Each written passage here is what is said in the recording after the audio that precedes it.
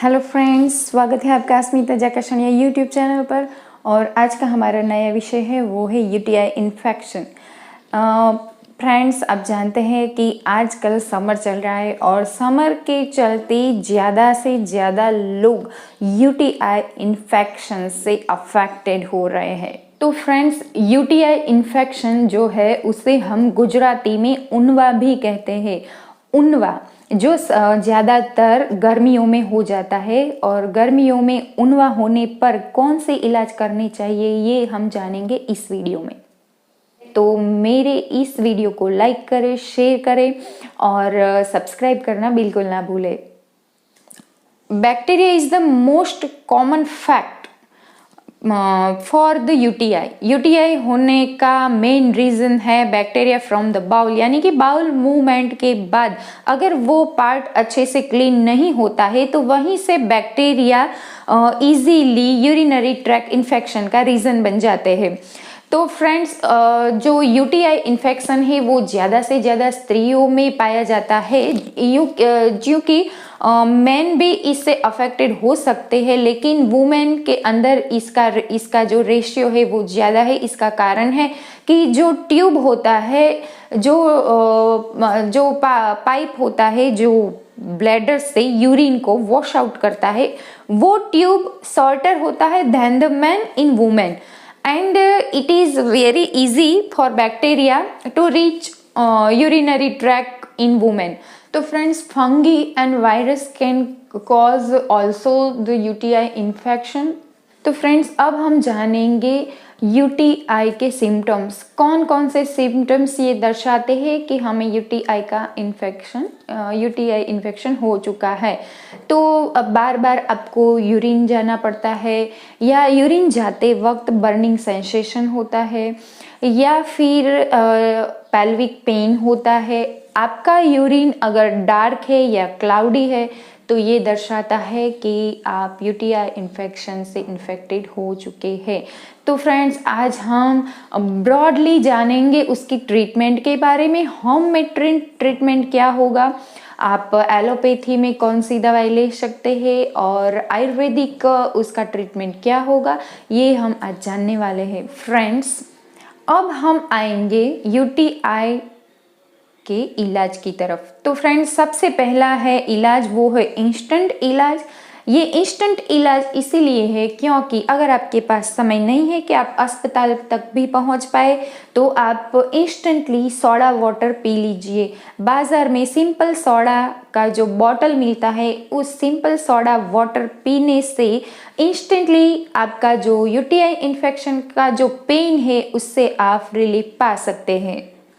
Friends, अब हम चलेंगे इसके आयुर्वेदिक इलाज की तरफ। तो फ्रेंड्स, इसका आयुर्वेदिक इलाज ये है कि आप जैगरी को, लेकिन जैगरी ऑर्गेनिक होनी चाहिए, आप जैगरी को पानी में भिगो दीजिए और यही ऑर्गेनिक जैगरी जब पानी में अच्छे से घुल मिल जाता है तो इस पानी को ज़्यादा से ज़्यादा बार छान लीजिए। देखिए फ्रेंड्स, यहाँ पानी को छानने का बहुत ही महत्व है। आयुर्वेद में कहा गया है कि ज़्यादा से ज़्यादा जैगरी वाटर को पानी से छाना जाए और उसके बाद इसको कंजप्स किया जाए, इसको पिया जाए, तो इससे यूरिनरी ट्रैक्ट इन्फेक्शन अच्छा हो जाता है। तो फ्रेंड्स, अगर आपके पास समय है तो 100 टाइम्स और उससे ज़्यादा भी आप जैगरी वाटर को छान लीजिए और उसके बाद इससे आप अपना यूटीआई इन्फेक्शन कवर कर सकते हैं। फ्रेंड्स, जो तीसरा इलाज है वो है stay hydrated with drinking water, यानी कि फ्रेंड्स बहुत सारा प्लेंटी ऑफ वाटर आप पीते रहे और पी करते रहे, तो इससे क्या होगा कि आपका जो बैक्टीरिया है ब्लैडर के अंदर वो वॉश आउट हो जाएगा, यानी कि ज़्यादा से ज़्यादा यूरिन जाना चाहिए। और यूरिन तभी हम जा पाएंगे अगर हम ज़्यादा से ज़्यादा वाटर इनटेक करेंगे। फ्रेंड्स, यहाँ हम चौथे इसके इलाज पर जा रहे हैं। तो चौथा इलाज ये है कि ज़्यादा से ज़्यादा विटामिन सी इनटेक होना चाहिए, यानी कि आप लेमन ले सकते हैं, orange, kiwi fruits and grep fruit भी ले सकते हैं। इससे क्या होगा कि आपका जो अंदर एसिड लेवल बढ़ जाएगा और एसिड है वो बैक्टीरिया को किल कर देगा और आप यूटीआई से जल्दी रिलीफ पा सकेंगे। और फ्रेंड्स, इसके अलावा जो 5वां इलाज है वो है कैनबेरी जूस। कैनबेरी नामक फ्रूट होता है और इसी फ्रूट से यूटीआई का इन्फेक्शन एकदम ही कम हो जाता है, यानी कि हम उससे छुटकारा पा सकते हैं। तो अगर हमारे इंडिया में ये कैनबेरी इजीली अवेलेबल नहीं होता है, लेकिन कैनबेरी सिरप मेडिकल स्टोर से इजीली अवेलेबल हो जाता है। तो कैनबेरी का सिरप या कैनबेरी कैप्सूल को भी आप कंज्यूम कर सकते हैं। ये यूटीआई के लिए, इस इन्फेक्शन से रिलीफ पाने के लिए बहुत ही अच्छा उपाय है।